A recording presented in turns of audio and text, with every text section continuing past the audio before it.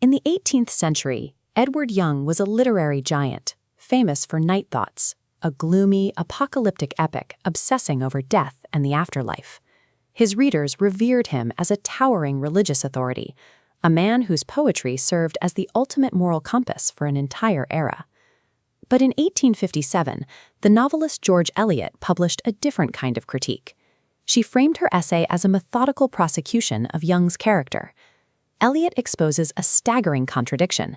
Young spent his art obsessing over the next world, while he spent his actual life desperately chasing money and status in this one. Her research reveals a man who wrote groveling letters to the king's mistress, begging for financial pensions and status among the nobility.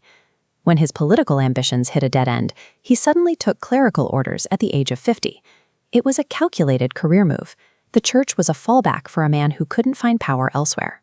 To Eliot, Young's religious devotion was a transaction. He viewed the Almighty as a supreme aristocratic patron who could provide him with a celestial promotion. Young's personal greed explains why his poetry fails as art. His status-seeking in life created the hollow, artificial tone that defines his work. When we dive into his text, the biographical fraud becomes a literary one. Eliot identifies this as radical insincerity.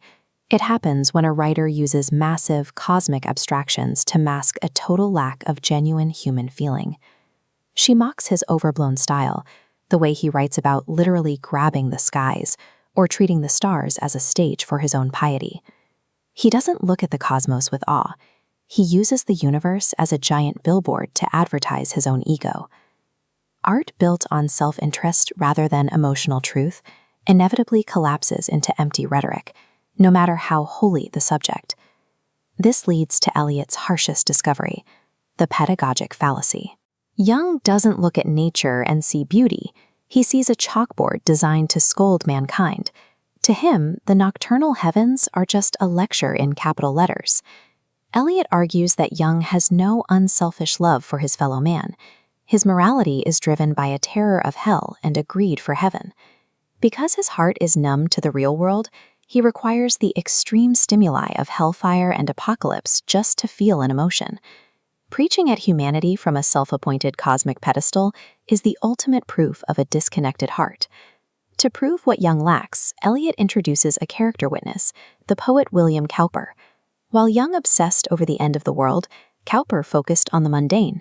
He wrote about a teapot, a bird in the winter, or a villager picking a salad.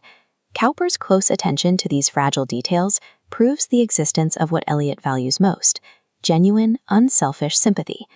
Cowper doesn't need to threaten his audience with damnation. He simply observes the flawed, everyday world and loves it as it is. For Eliot, true moral art is found in the dirt and the daily struggles of life, not in abstract threats of cosmic judgment. She pits the selfish obsession of other-worldliness against the compassionate, grounded connection of worldliness. She flips the traditional definition of religious morality. The pious man, chasing a heavenly reward, becomes the villain, while the worldly man, connected to his neighbors, becomes the saint. Eliot's critique redefines the origin of empathy. She replaces theatrical piety with a morality rooted in the shared human experience. True morality requires us to stop looking at the heavens for a reward and start looking at the fellow humans standing right in front of us.